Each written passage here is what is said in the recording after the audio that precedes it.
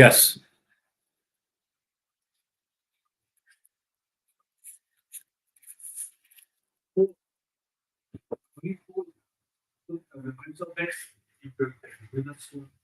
You remind me all the time. Obviously, guys don't have a breath. He's remind, what can I say? What can we say? No, he's not correcting him there.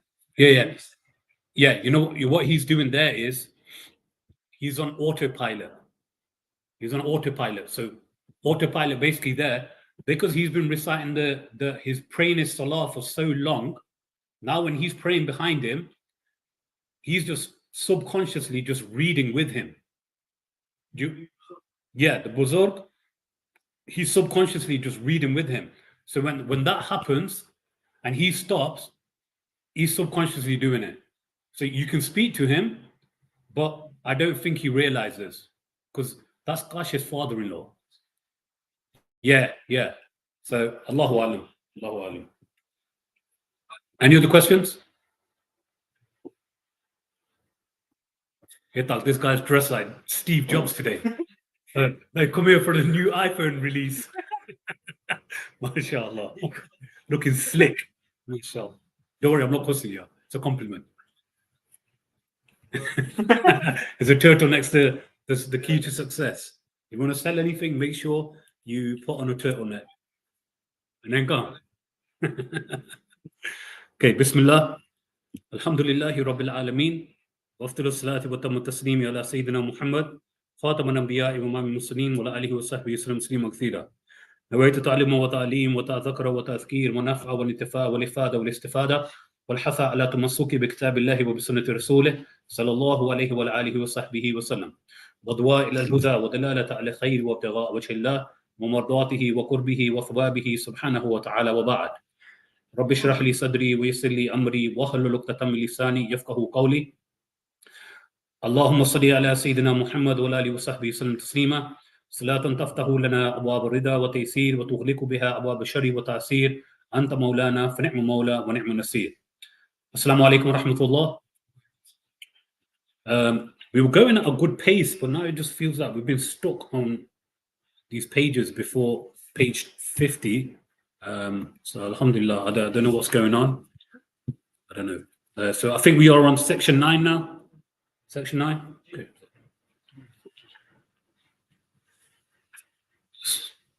Oh, because yesterday we had a short session. Okay, because there was 2 short sessions. Okay, that explains it. Okay.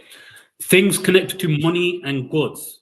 So those things which everybody loves, money and goods, belongings and money. Just remember one thing, we're all going to leave this dunya. All of the money that we've amassed, all of the goods that we've amassed are all going to be left here. You know, just think about it. The house that you live in right now, in about 100 years, 150 years time, even 200 years time, you're not even going to know the people who are living in your house. Right? So just try to digest that for the moment. All the wardrobe that you built with all your pen clothes and all of that stuff, they're not even going to be in existence, or somebody's going to have donated them to charity, or somebody else is going to be wearing them. Right? So all of these things you need to bear in mind when you're chasing the dunya. Assalamu alaikum. Nice to have you with us today. MashaAllah. The third category of necessities whose praiseworthiness and excellence vary according to the situation include things like having a lot of wealth. Generally, someone with wealth is esteemed by the common people because they believe that he can get what he needs with it and his goals can be attained by it. This is such a fallacy in the dunya. People are given respect because they have money. If somebody has money, people love them and give them respect. Let me tell you how backwards people are and how strange, some people are. Recently, I can't remember when it was, people online started a GoFundMe campaign to donate to Kylie Jenner so that she could become the youngest billionaire ever. There are people starving. There are people haven't got roofs over their head. Instead of starting GoFundMe campaigns to assist them, these people are donating to this woman who has no idea who these people are. She doesn't care anything about them, and they're donating money just so she can have the title of being the youngest billionaire. A title which means absolutely nothing. So when you have people with this kind of mentality in the dunya, then it becomes problematic. It becomes an issue.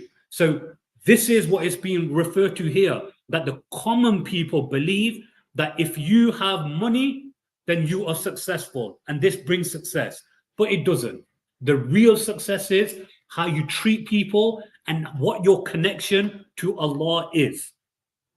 When someone has money and spends it on meeting his own needs and the needs of those who come to him with the intention of helping them, using it correctly, it brings him nobility, praise, excellence, and a good station in the hearts of other people. It is a virtue for him in the eyes of the people of this world. If he uses it in the path of piety and spends it in the way of charity, intending Allah and the next world, then it is a virtue in the eyes of everyone in every instance. So you can never attain virtue until you spend in Allah's cause the things you love, and Allah is aware of whatever you spend. Surah Al-Imran, Surah 3 of the Quran, verse 92. If you want the great success, if you want to be successful, then those things which are beloved to you, you must spend them in the way of Allah. You love money, you love your clothes, let's see you donate those clothes to charity. Not, oh, my clothes have gone tight on me now because I've had too many pizzas, or, I've stopped my keto diet now, and, things are getting a bit tight now, or I've ripped my clothes now, let me go and donate it to charity. No, if you want to be charitable, you want to be those people who are genuinely generous people, buy things fresh and give that to people. When you're going shopping, say for example, here in Nottingham, in Aspley, in Lidl, they have a food bank, Himma food bank. Sorry, can you turn that lower? Two. On Lidl, they have a Himma food bank which gives to the poor. Buy some extra stuff, and once you pay for it on your way out, just drop it in that food bank so that can go to the poor directly. Not I'm just going to, just look in the back of my fridge or my cupboards, things are that which are about to expire, those which are on their best before date. Now I'm going to give those to the poor. That's not what being generous is. Allah subhanahu wa ta'ala says that you give in the way of Allah those things which you love. And those things which you love are those things which you would utilize for your own self. When the one who has it withholds it and does not use it properly and is avid to amass it, then even if there is a lot of it, it is as if it did not exist. Again, what are we speaking about here? We're speaking about barakah, blessings. When you do not give in the way of Allah subhanahu wa ta'ala, when you do not use your wealth correctly, you will not see any blessings in it. The blessings will be removed. If you want to see blessings in the things that you have, in the wealth that you have, give in the way of charity. Give in the way of charity, because charity does not decrease your wealth. Charity increases your wealth. It purifies your wealth.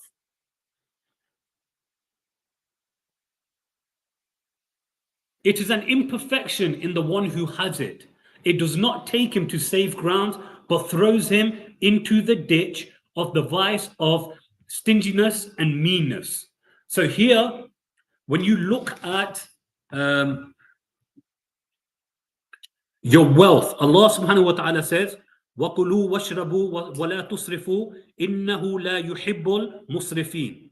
Surah 7, Surah Al-A'raf, verse 31. Allah subhanahu wa ta'ala says, and eat and drink and do not cross the limits. Indeed, he does not like the transgressors.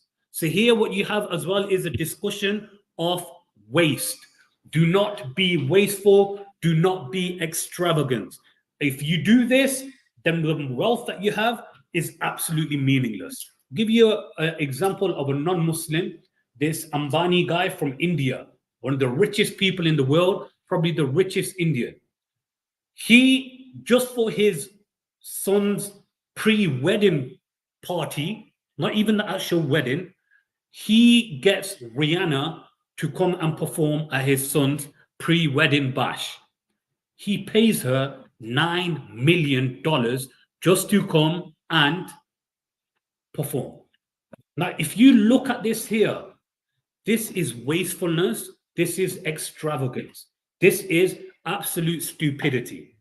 It would have been greater for him to spend this in charity. Now, some people will say, he is charitable, he does X, Y, Z. No, that charity that he's doing does not even amount to 1% of his wealth. His daughter-in-law received a necklace which is far more than the charity that he does in a single year. Something like 460 million or just for a necklace. So ridiculous things like that when these people do. Now, when you're looking at these, look, if you want to have fun and stuff, you can have it, but it should be done within the means. Even if you are stupidly rich, it doesn't change the fact that you should not be extravagant. It should not change the fact that you should not be wasteful. When you are given this money, as I was mentioning earlier in Jummah today, remember when you said you were going to record things as backup? Yeah, that's what I thought. Right? So when this is occurring, then what happens? This money that you possess is an amana, is a trust for you. For what? So you can give it to those people who are in need. If you are not giving it to them, there's no good. There's nothing good coming out from the wealth that you have. And when you look at these people, just ridiculously obese, look really sick, they look like they've got all of these diseases on them. Why? Because the food that they are just shoving down their throats, there's no blessing in it. Because why? They're not sharing it with the poor. And no, sharing the poor. When you have, let me put it into context for you. Say you have a poor fellow who hasn't eaten for 3 days, and he has just now got a loaf of bread. And now he sees somebody on the street corner begging for food. And what he does is he takes 80 or 90% of that loaf of bread and gives it to that poor person that he sees. He hasn't eaten for 3 days himself, but he sees that poor person and says, you know what? Here, I'll have a little bit, you have the rest. You feed yourself and feed the rest of your family. I'll make do with just a little. Right? Now you have this person here, but then you have another person who is an absolute billionaire or a millionaire who's really comfortable in their wealth. He walks by and says, "Oh, you hungry, mate? Here's a $5." And he walks away like, yeah, I feel good about myself. And the $5 is, here, mate, throws it at him. Disrespectful. Now that $5, it will be charity for him. But what is greater? That struggle, that strive that person's done, who's only had a little bit for himself and gave the majority away to the poor, when he's poor himself, or the other guy. So this is why when you look at the situation of people, one's charity is both charity and you will both be rewarded, but whose reward will be greater? Who is more sincere in their giving, right? Wa alaikum salam, Saj. I hope you got some good news for me. Make sure you message me and let me know. So this is what we're speaking about here. No extravagance, no wastefulness. You need to be careful in what you are doing, how you are spending your money, because your money is a trust for you. It's not something which is an obligation, which is something which is necessary for you. It could be stripped of you tomorrow and you'll be left with absolutely nothing. So we ask Allah to make us of those who are generous. And this is one of the hikmahs, the wisdoms behind what? Giving in the zakat. Zakat becomes mandatory for you, 2.5% every year. Why? Because now it purifies your wealth without even you wanting to do it. Allah subhanahu wa ta'ala has taken that test from you. Now go and look at the wealth of this Ambani guy that I'm speaking about, Bill Gates, Zuckerberg, Musk, and all of these guys. Imagine all of these guys got together and every year they gave 2.5% of their wealth away to charity. Subhanallah. Significant reduction in poverty all over the globe. It will not end it, but it will at least put a roof over people's heads. So these are the things that we're talking about. You asked me a question the other day and my mind went blank. So I said, it's the Medina surahs. That was correct. But the hadith came up today when we were going through the journey through the Quran, when I was writing the hadith down. The grace with Surah Hud and her sisters. I don't know if you noted down which session it was. Just find out for me, let me know, because then I can ask the brother to put it down in the description box. But the sisters are referring to Surah Waqia, Surah Mursalat, Surah Naba, and Surah Takwir, right? So they are Hud, Surah Hud and her sisters. So they were the surahs. Yes. One of the first ones, because it's on the second page, chapter 1. Chapter 1. So it'll probably be like, I think it's video 2, but what else has been making notes, so inshallah we'll come up on there. So it's basically the ones which speak about the punishment, right? Because the punishment is what caused the Prophet ﷺ's concern for his ummah. Our YouTube owner has said 2.5% of Bezos alone is greater than £1 billion. So imagine he was given 1 billion in charity every year, right? This is why it's so important for people to become Muslim, right? So if these kind of people became Muslim, where would world hunger be? So this is why, Islam is the blueprint for humanity. Islam will always be the blueprint for humanity. Where are we? Praise of wealth and its virtue, when it is considered a virtue, does not lie in the wealth itself. It is elevated through its connection to something else and it's being used in the proper way. If the one who amasses wealth does not use it properly, he's not really wealthy and not rich in the true sense of the word. None of the men of intellect praise him. He is always poor and does not obtain any of his objectives, since he possesses the wealth to realize them, but does not have real control over it. He is like a treasurer in charge of someone else's property who has no property himself. It is as if he had nothing. So you see, when I was saying that it's a trust for others, the Imam, rahimahullah ta'ala, this is what he's just mentioned now as well. You're holding it as a trust to give it to other people, right? Sorry, but now I just keep seeing your turtle neck. It's reminding me. Oh, Allah bless you, man. Making me happy. That's sunnah. Yeah, that's a charity, making your brother smile. So Allah bless you in it. And one of the things that you need to note here is what? One of the things to note here is that those people of intellect will not praise those people who are wealthy. So if you look at the ulama, I'm talking about the real ulama, not somebody who wants you to build a masjid for them, not somebody who wants you to support their project, not somebody who wants you to give to their Quran project, not somebody who wants you to give to their zakat project, not somebody who wants you to keep helping in their masjid, right? We're talking about real ulama. Real ulama, whether you are wealthy, whether you are poor, makes no difference to them whatsoever. Why? Because they have no hidden agenda. They don't care whatsoever. This is why when you look at the Prophet ﷺ, in the beginning stages, who was surrounding him?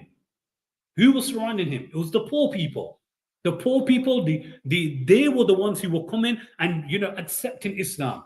Because why? They were not blinded by wealth. So they were readily accepting Islam.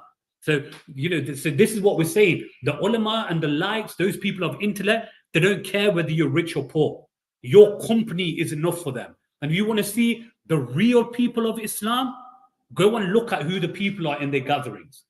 The people who are in their gatherings, the people who are around them, I guarantee you they're not going to be billionaires, not going to be big businessmen, etc.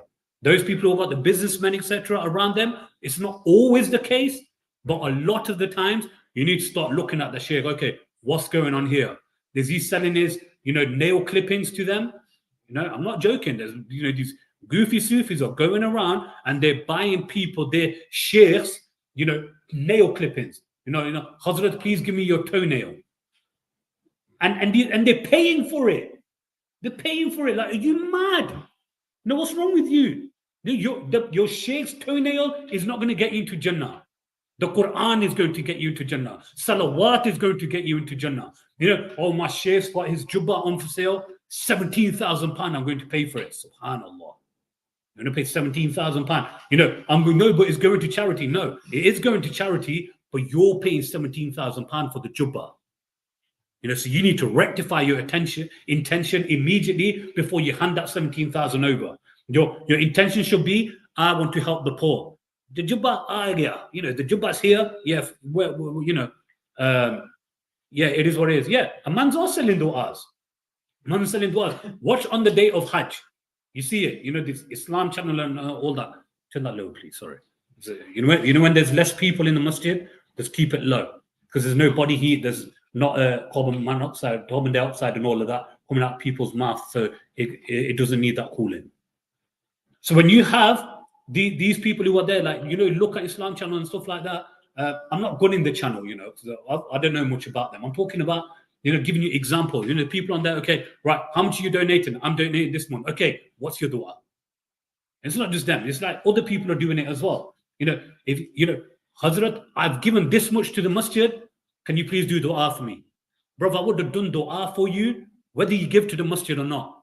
Because part of the Imam's job is, the alim's job, the friend of Allah is, you supplicate for people without them even asking you. Because what? The dua that you do for your brothers when they are not there, or your sisters, they are not there, that is the sincere dua. Because now you're not doing it because they've asked you.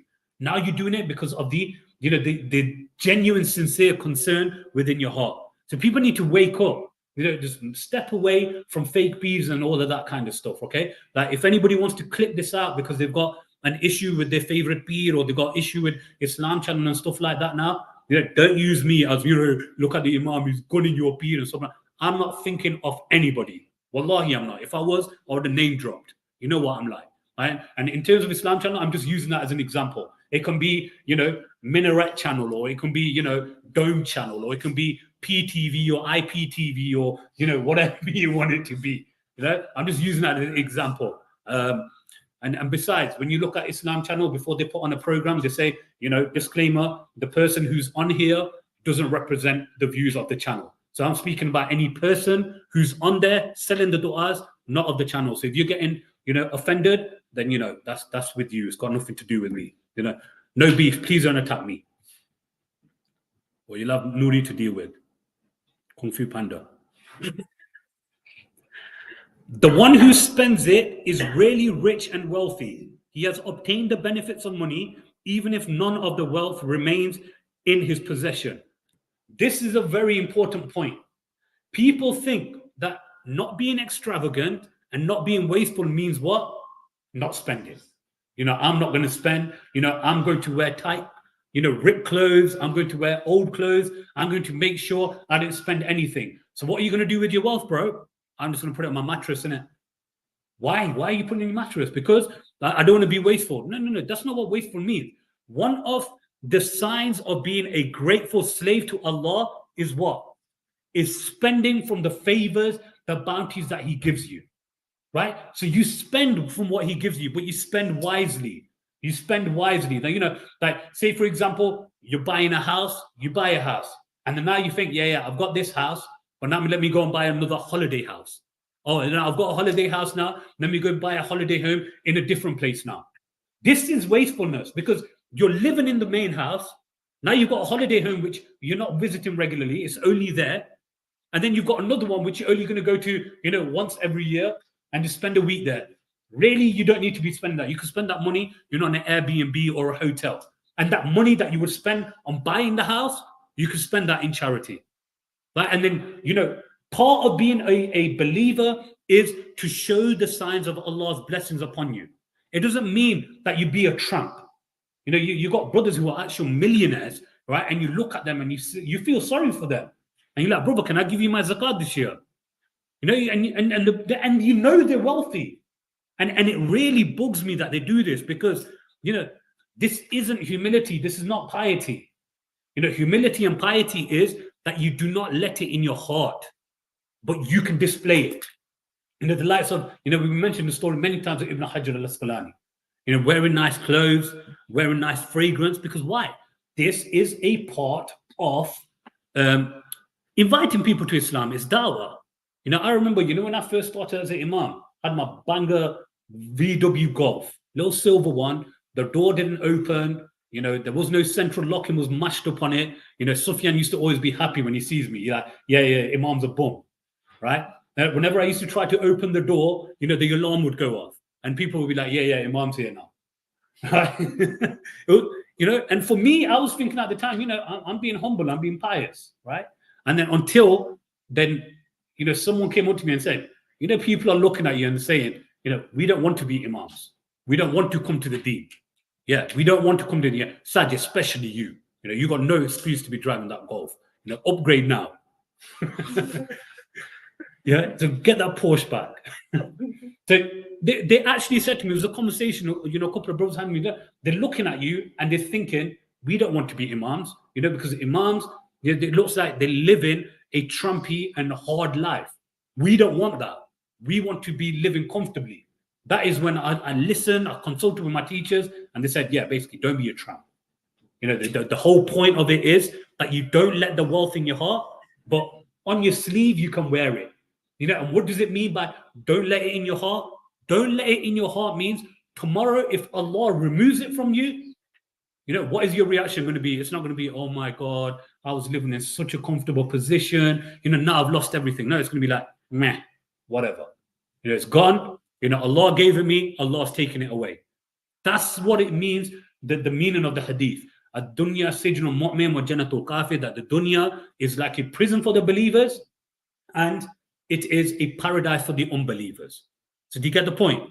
So one of the great parts of being a grateful slave of Allah is to show the blessings of Allah. At the end of Surah Duha, وَمَّا بِنِعْمَةِ رَبِّكَ فَحَدِّثْ, and proclaim the blessings of your Lord. And just on the side point, because I don't want brothers to get this twisted, that doesn't mean that you're working a minimum wage job and then you accumulate all of your wealth, and then you go and spend all your wealth on Canada Goose jacket or Doc Martens, spending £800-900 on a job which you could get done for 70-80 quid. That's waste. That's extravagant. That's just trying to be like somebody that you don't need to be like. Just to put somebody who's probably like from the LGBT community, you just want their name on your garments, like Armani, Versace, Hugo Boss, all these guys, all LGBT community, majority of them, right? And you just want, I want his name on my body. A bit iffy. If that's the case, that's what you're doing, please come and speak to me. We'll speak about the community of Prophet Lut alayhi salam. Examine the biography of our Prophet sallallahu alaihi wasallam. Right? And this is one of the reasons why I shouldn't have caffeine before sessions. See the difference between yesterday and today, and the day before. Bratties was closed for 2 days. There was no caffeine, and today it's open, and we're on one. Subhanallah. So whoever spends it in a good way, he has obtained the mercy of Allah subhanahu wa ta'ala, and he's shown that he's a grateful slave. Examine the biography of our Prophet sallallahu alaihi wasallam and his character in dealing with wealth. You will find that he has given the treasures of the earth and the keys to the lands. He was given it. Booty, i.e. the spoils of war, which had not been lawful for any prophet before him, was allowed for him. During his lifetime, he conquered the Hijaz. What is the Hijaz? Current occupied the Arabian Peninsula, what is called Saudi Arabia, right? It's not Saudi Arabia, it's the Hijaz. It doesn't belong to them. They just took it by force, by pillaging, killing, massacring. This is why we will never take them as leaders. This is why we do not adopt their moon sighting, etc. Well, we can't adopt their moon sighting because they don't sight. It's all based on calculations. And what do? They go and deceive people by going and standing there and saying, yes, we look at the moon. Come on. If you're going to use calculations, don't try and deceive the ummah. Just come out and say it. We want to use calculations. That fella claims to be a doctor with the OBEs and the MBEs in Nottingham. At least he came out and said, look, we're not going to rely on moon sightings. We're going to do calculations. But where he faltered was where he tried to use the Hanafi position of global sighting. It's in the name, global sighting, right? And you're saying, well, the Hanafi position means that we don't need to sight. That doesn't make sense. That's like saying, I'm going to buy a car, but then you don't buy a car, you buy a bicycle. And you say, well, going to buy a car is the same as buying a bike. It doesn't make sense. I've deliberately given you a ridiculous analogy because that's how ridiculous it is, right? But at least they've come out and said, we're going to use calculations. Well, I think he's backstep now, but we'll see on the day of Eid what he's going to do. So when this is happening, you need to be open and honest with what you're doing. But that's a discussion for another day. Is that window open? We close it if it is. He conquered the Hijaz. He conquered the Yemen and all of the Arabian Peninsula, as well as the areas bordering Syria and Iraq. And what he sallallahu alaihi wasallam only did this in a space of 10 years. In a space of 10 years. That's it. He sallallahu alaihi wasallam achieved all of this in the space of 10 years. Now you see, America, they're going to Afghanistan for about 10 odd years, or 20 years, was it? 20 years. They're there and they say, you know, we've sorted out Afghanistan. They leave, you know, just to what? Remove the Taliban, to replace them with the Taliban. And these guys have got military warfare. They've got, you know, modern technology. They've got all of these weapons of mass destruction and all of these kind of things. They've got the McDonald's and the Whippies and all of this. They go in 20 years to do what? Nothing. You wasted all those lives. You wasted all that money, of the taxpayers' money, to achieve what? To make yourself a joke. You go in and you go out. And what happens? The same people you tried to remove for 20 years, they come back in power again. Biggest failure in history. Got to be the biggest failure in history. And why am I bringing this up? To show you in comparison to what the Prophet ﷺ achieved in 10 years. A military genius. So you know, people come and say, you know, he was a warlord. Yeah. So is your dad in America. Yeah. So is your dad in Israel. So is your dad in Britain. But you don't call them, you know, warlords, do you? Why? Because you are little puppets and you only say that which you are told to do.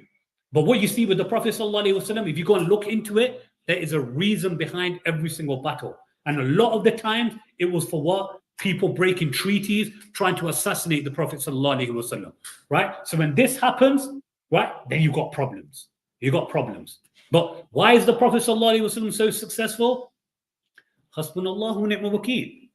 You know, Allah subhanahu wa ta'ala is sufficient for us and he is the best disposer of affairs. He is the one granting victory to the Prophet of Allah sallallahu alaihi wasallam. With these guys, why are they not victorious? Why are they being, you know, embarrassed on the world stage? Because Allah is not there to help them. Allah will never help them until they what? Return to La ilaha illallah. Until they return to La ilaha illallah, they will continuously be of those people who are embarrassed. And even then, sometimes Allah subhanahu wa ta'ala will give victory to those people who are not on La ilaha illallah. If they stay away from oppression at the least, if they stay away from oppressing people, if they stand up for the truth, then Allah may remove the embarrassment from them as well. Now you see, you know, in the beginning of what was happening in Palestine, you know, in Gaza, like recently in 2023, October, all the way onwards, you know, people were there like, yeah, these guys need to be wiped out and stuff like this. And then very quickly, everyone's stepping back now. No, this is oppression, this is a genocide, this should not be happening. The likes of America, you know, we are going to provide aid to them. You know, you're going to provide aid to them, we're going to drop aid to them. You know, it's your weapons which are dropping in the first place. How about you cut that off first? You know, and what are they doing? They're backstepping now. Because why? Allah is embarrassing them on the world stage. Allah will continue to embarrass these people on the world stage. Why? Because these people are insincere in what they are doing. Now, somebody may come out and say, you know, well, you shouldn't be saying this. This means that you're not integrating into society. Most of the British population, most of the American population are against the oppression, what is taking place in Gaza. They're against it. They are out, they are protesting against it. You know, what was that video I put up that the other day of the black brother who's saying what? Is it brownwash? Yeah. It's brownwash. Don't brownwash things. Just because they got people of color, you know, on the media saying things like, you know, we need to cut immigration, we need to cut X, Y, and Z, and we don't need to do this and all that. You know, they're trying to make you feel like, no, it's all good. It's all good.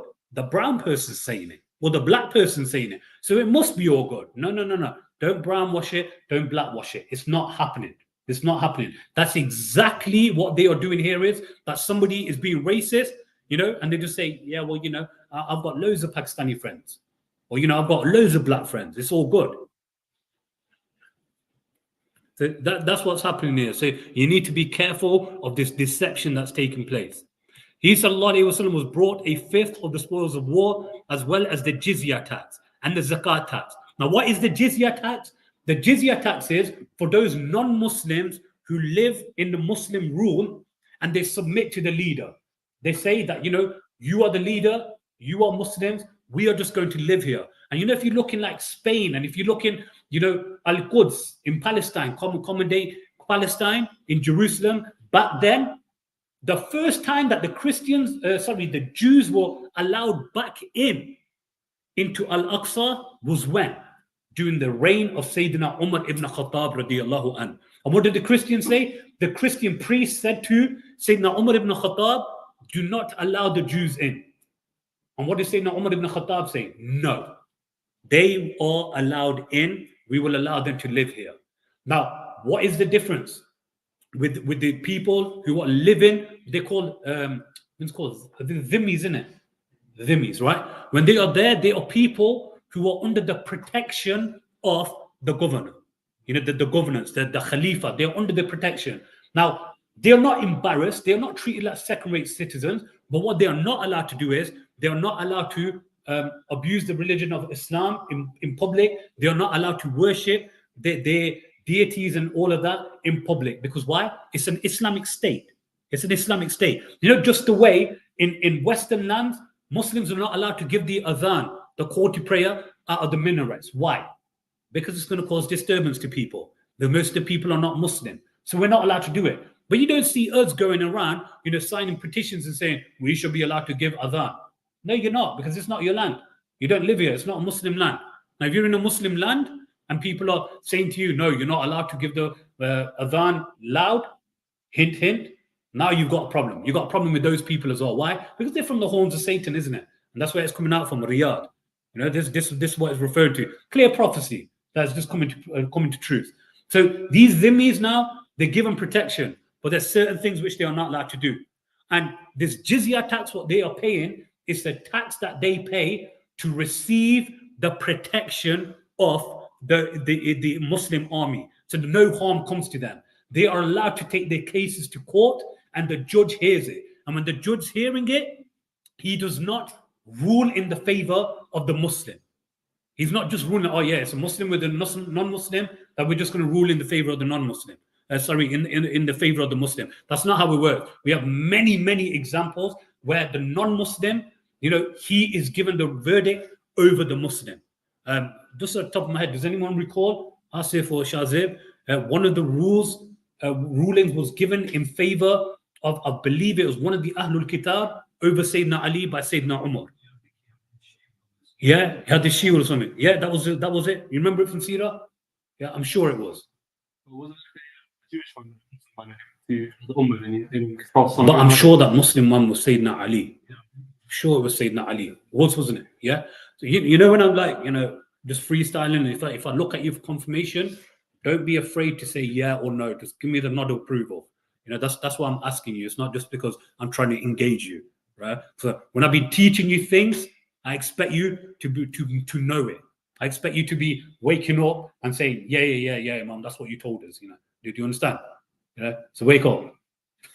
So these are examples, and the reason I'm trying to do this to make the point to you is because people attack this and they say, these people were treated as second-rate citizens. They were not. They were under the protection. So when the Muslim army is protecting them as well. And then what happens on this as well? They don't have to pay zakat. Because why? To pay zakat, you have to be a Muslim, you have to be sane, and you have to be baligh. You have to be from the age of puberty. And what do the Muslims have to do to afford this lifestyle and protection, etc.? They have to give the zakat, 2.5%. Otherwise, what happens? They're put in prison. And if you're not going to give the zakat as a Muslim, you're put in prison. Sorry, over there first. Yes, it's just a point. I like points. Make sure your points are greater than your questions.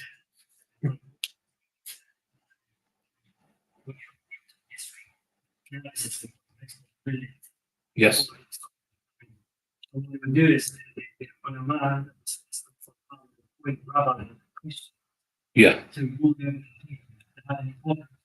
within the community, they'll go to the Christians because the Muslim Qādi would say, I can't rule over you because it's not my religion.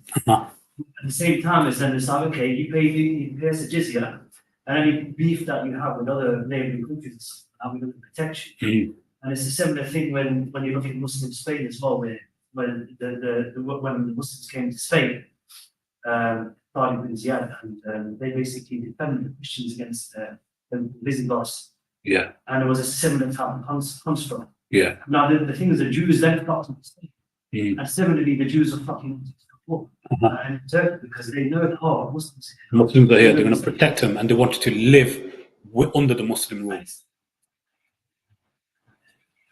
Jews. Yeah. Yeah. So that's the thing that you need to realize. There's a difference between. Ryan, can you just confirm? Could you hear all the points that Brother Asif just made? Because it was really good points. And just to sum it, if you haven't heard it, is because that the Muslim leaders, what they would do is that with the Ottomans and then in Spain, Muslim Spain, what they would do is they would appoint rabbis and priests to rule over their own people as judges, to rule by their book. Right? So it wasn't the rule of Islam, and they're throwing the weight around. And then when you look, so it was too quiet, so I'm just briefly repeat it. So when you look that these people, they actually flocked to live under Muslim rule because they were given their rights, they were safe, right? And even now, when you look at, you've got the big Jews, man. The big Jews are out and they are protesting against what's happening in Gaza and in Palestine. They're protesting against it. They're saying, this is not what the Bible teaches us. This is not what the Torah teaches us. So they're out there. So remember always, there is a clear distinction between Zionism and Judaism. Judaism is the religion. Zionism is a political party. It came around about 1861 from the idea of Theodor Herzl, right? It's a political movement. It's a political party. So if anybody says to be anti-Zionist is anti-Semitic, they're lying. They're lying. They're deliberately deceiving people, right? That's just like saying being anti-Ahmadi, being anti-Qadiani is being anti-Islamic. No, because they're not Muslim. So, you can be against them. You can speak against them. We don't care about that because the Qadianis, they're a political movement. They're nothing to do with Islam. They're non-Muslims. So they so the Qadianis, aka they try to call themselves the Ahmadis as well. What are these guys? These guys are just basically Zionists. They're exactly the same. So we don't consider them as Muslim. Over there. Yeah. Okay. So he said the same. Could the same be said of this new trend of Brits going to Middle East and being in admiration of the minimum crime, etc., as a modern equivalent? Almost. No. Yeah and no. You could argue both ways, but I think they're just going for the life of luxury to like big buildings, yeah, friends. I'm gonna say just the point on jizya. What is the percentage or the amount that is paid? I can't remember. What was it? I would have thought it's 2.5%. It varies. I'm sure it varies.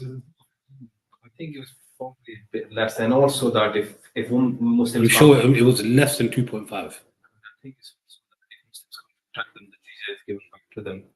Yeah. And if they don't pay the jizya, then they are removed from the land. They're removed from the land because basically it's kind of like this, isn't it? Let me put it very simple for you. If you're not going to pay your council tax, you're going in prison. It's exactly the same. Well, it's not exactly the same because they take your council tax, but then they don't give you anything in return. Oh, we're going to collect your bins. Okay, now we've gone bankrupt. Wait a minute, what have we done with all of our council tax? Oh, well, what we're going to do is we're just going to increase your council tax instead. But then what we're going to do is we're going to remove certain benefits that we give you that you're paying for because of your council tax. So, when we were collecting your greenery, when you were trimming your lawn and stuff like that, we're not going to give you that anymore. But you still have to pay more. But okay, so what do we do with our lawn stuff now? Okay, you have to go to a recycle center and get rid of it yourself. Okay, but why are you not doing it? Don't want to. So what are you going to use our money for? Try and get ourselves out of debt. What did you do with that? What did you do with all the money that we gave you? Oh, well, we started off a energy company and we named it Robin Hood. And then because we're actually robbers and we did Robin Hood, and that is why we've gone bankrupt now.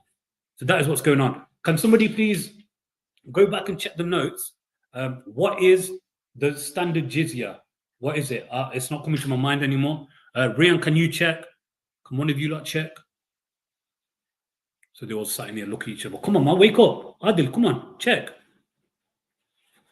Shazib, wake up. Come on, man. That's why you guys are here.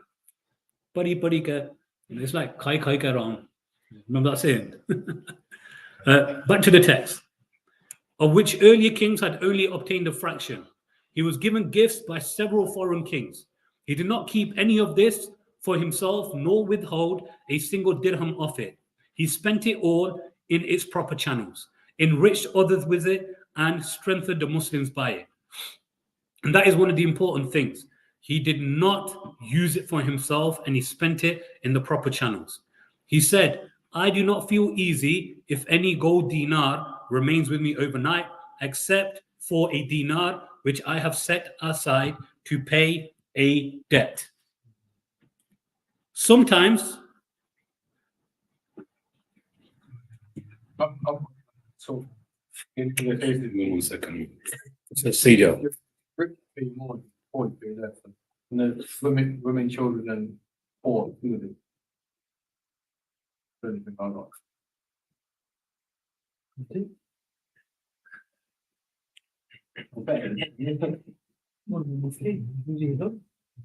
Let me just check my notes. Even the board on the phone. Everyone's gone to sleep.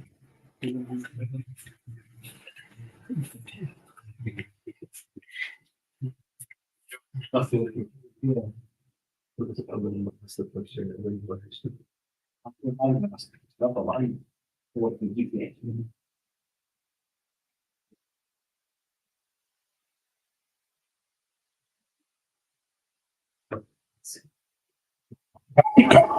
do remember it used to vary according to the rulers and the need of the ummah.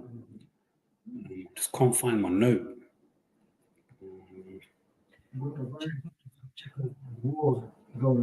Yeah, it did vary. There's a whole discussion in Al-Hidayah. I'm gonna have to just double check it and just find like what the so from the notes what I've gave you guys, the brothers are confirming is that it did vary according to income and the need of the state. I'm sure there was like a general amount. I'm going to double check that. I'll refer back to Al-Hidayah and I'll get back to you guys, inshallah. Sometimes he was given dinars and divided them, and perhaps 6 would be left over. Then he would give them to some of his wives. He would not sleep until he had divided them out. Then he would say, now I can rest. When he, sallallahu alaihi wasallam, passed away, his armor was in pawn to feed his family. So it was put as collateral to feed his family. As for his, sallallahu alaihi wasallam's maintenance, clothes, and dwelling were concerned, he was content with the demands of necessity and abstained from anything more than that. He used to wear whatever he had available. Generally, he would wear a cloak, a coarse garment, or a thick outer garment. He would distribute outer garments made of brocade and embroidered with gold to those who were there and send them to people who were not there. That is because with the people of Allah, pride in dress and adornment is not one of the qualities of nobility and honor. It is one of the qualities of women. Right? And you see that. Realistically, let's be honest. When you see brothers with all these like designer garments and stuff like on, do they not look like they're wearing women's clothes? They be stuck tight. They have these like fancy embroidery and stuff on it. And you look at them like, bro, what are you wearing? Right? So you need to be careful with what you wear. You don't want to be inadvertently imitating women, right? And similarly, women do not want to be imitating men. Because why? It is haram for a man to imitate a woman, and it's haram for a woman to imitate a man. So please, men, be men. We need men. Men don't really exist anymore in this environment. And it's like men are becoming more feminine. They're becoming like more sentimental. They're becoming more sensitive, and they forgot how to be men. We need to return back to that. Somebody say something to you, say it to him back there and then. Bro, you just said this to me. I don't like it. Don't say that to me next time.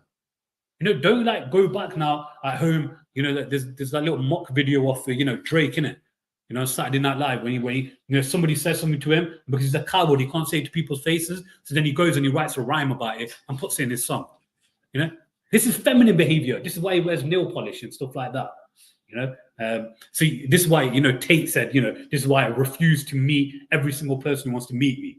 And he used that image of Drake with his, you know, his painted nails.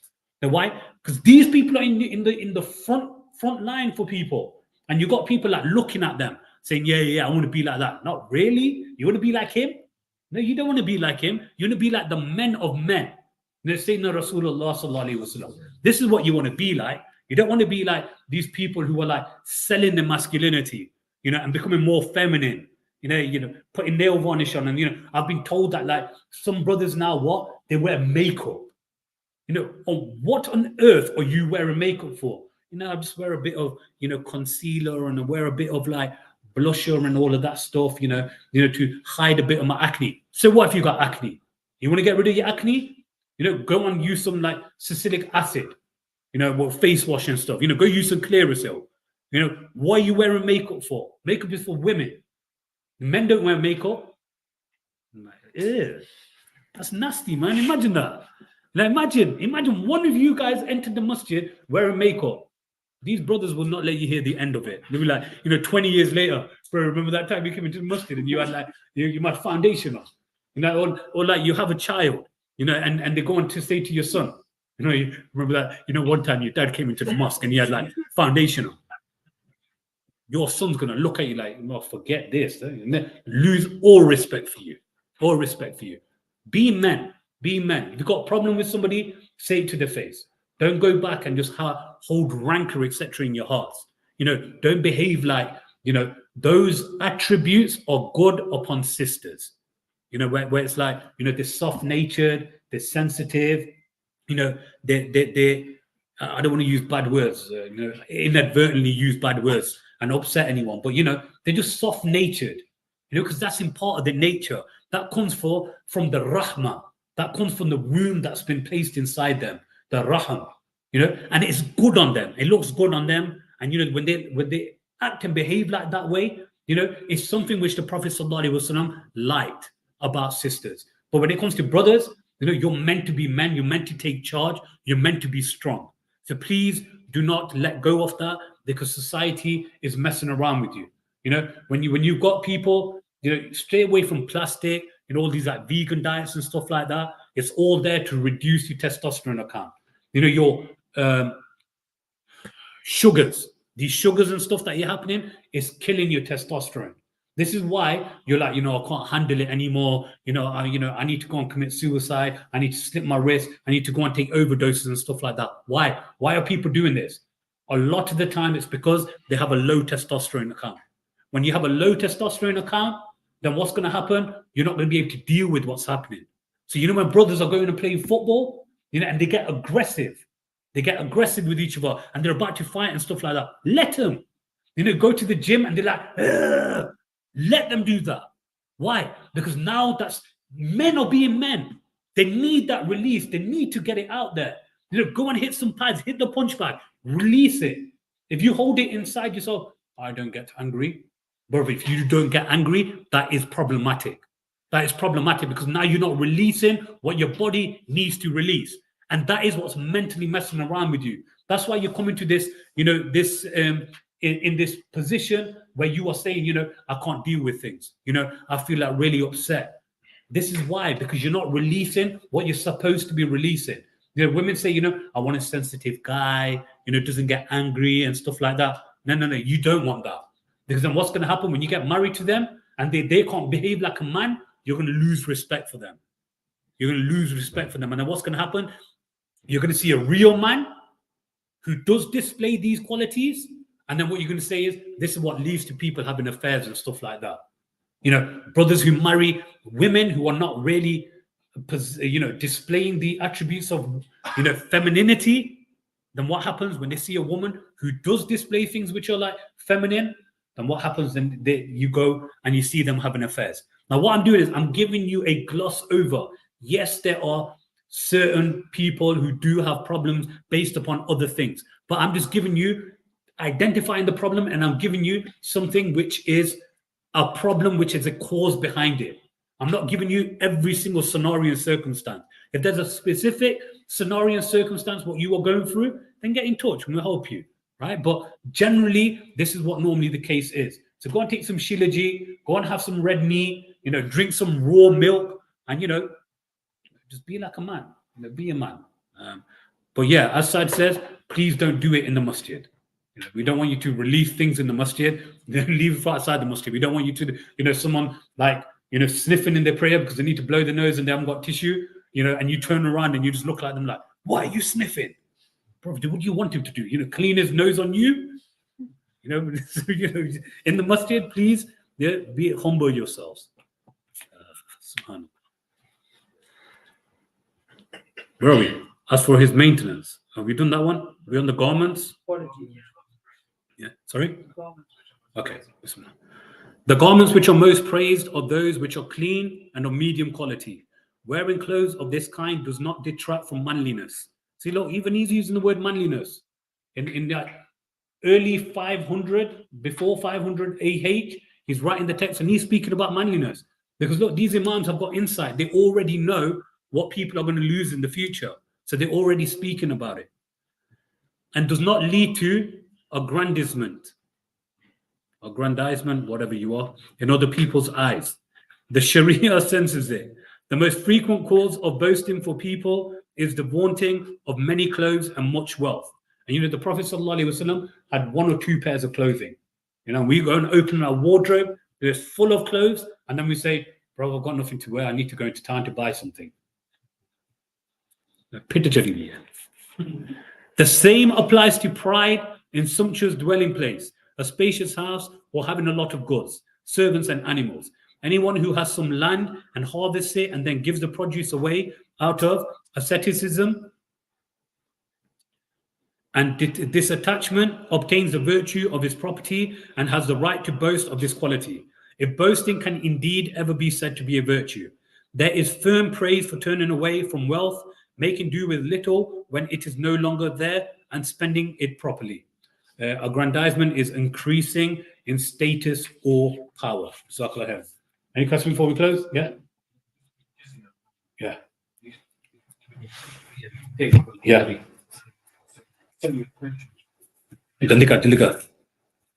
We're approaching the 1 hour.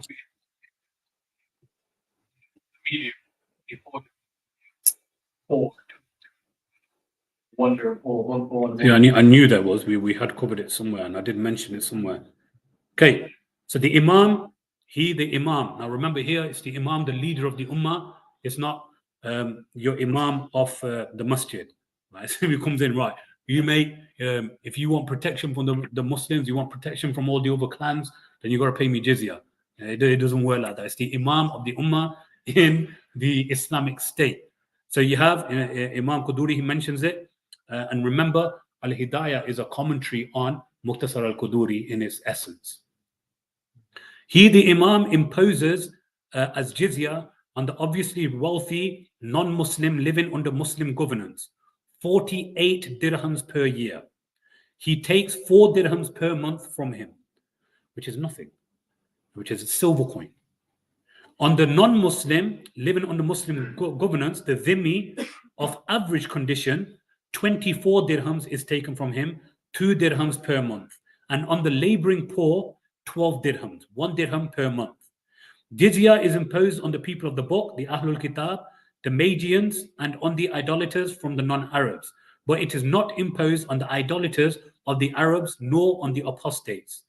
Because for them, let's not do, that's a discussion for another day.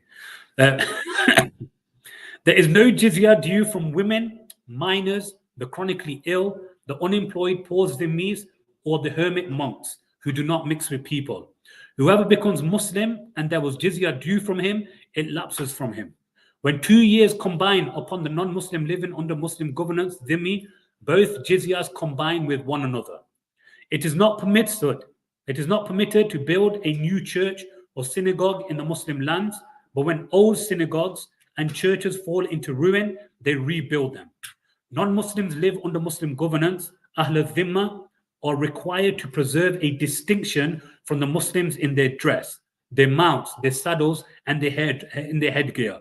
They do not mount horses or bear arms. Because why? All of this is a sign of enmity and war. And if they do this, then it could be taken as an act of aggression, and then it could lead to wars and civil unrest. So what is it doing? It's minimizing it. And the headgear and the signs of being a non-Muslim must be apparent. Why?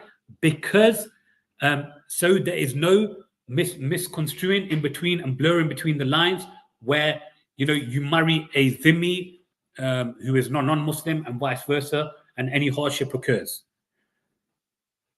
Whoever refuses to pay the jizya, kills a Muslim, insults the Prophet ﷺ, or has unlawful sexual intercourse with a Muslim woman, has his contract has not been violated. His contract has not been violated. The contract is not violated except when he takes himself to enemy territory, or they, the Muslims living under Muslim governors, dhimmis, overrun a place and wage war against us, i.e. the Muslims. So this is a brief look at the rules of jizya. And by the way, the man who the man who translated this text, Maulana Tayyib Mahmood Kiani, back in 2011, was it 12? Yeah, 2012. He was my second fiqh teacher. Yeah, and and another one, another interesting note is the preface of this particular text. What you asking me, are we allowed to take from this? Sheikh Abu Jafar al-Hanbali, he's the one who wrote the preface to it. You got it from me? Okay, yeah. Must have been from me. Any questions before we close? I'm a little confused. Yeah. It's not a fiqh lesson. So 48, 24, 12 dirhams are the three brackets. Go back and listen to the video again. Assalamu alaikum wa rahmatullahi wa alayna al-balagh mubin. Inshallah, we'll continue tomorrow. We may start a little later tomorrow because there's a time change for the Taraweeh prayer, the Isha prayer. But just wait around until we go live, inshallah ta'ala. It might be a difference between 5 or 10 minutes, inshallah. Assalamu alaikum wa rahmatullah.